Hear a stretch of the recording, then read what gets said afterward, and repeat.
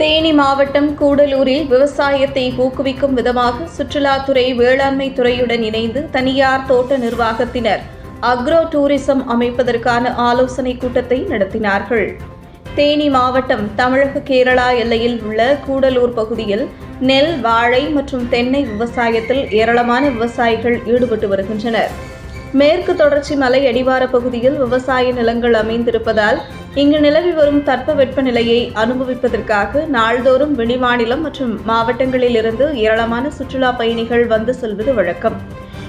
இந்த நிலையில் விவசாயத்தை ஊக்குவிக்கும் விதமாகவும் விவசாய விளைபொருட்களை சந்தைப்படுத்தும் விதமாகவும் சுற்றுலாத்துறையினர், வேளாண்மை துறையினர் இணைந்து வெளிமாநிலம் மற்றும் மாவட்ட சுற்றுலா பயணிகளை வரவழைத்து விவசாய தோட்டங்களில் தங்க வைத்து விவசாயத்தை பற்றியும் விவசாயிகளின் பணிகள் குறித்தும் வரும் சந்ததியினர் அறிந்து கொள்ளும் விதமாக விழிப்புணர்வினை ஏற்படுத்தும் வகையில் சுற்றுலா மையங்களை திறப்பது குறித்த ஆலோசனை கூட்டத்தை நடத்தினார்கள்.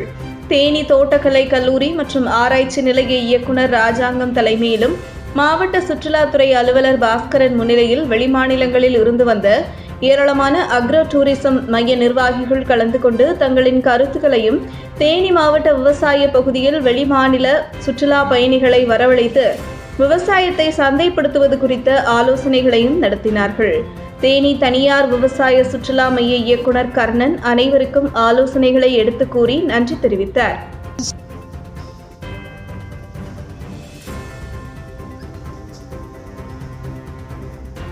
உள்ளூர் தகவல்களை உடனுக்குடன் அறிந்து கொள்ள நமது டைகர் மீடியா சமூக வலைதளங்களை ஃபாலோ செய்யுங்கள்.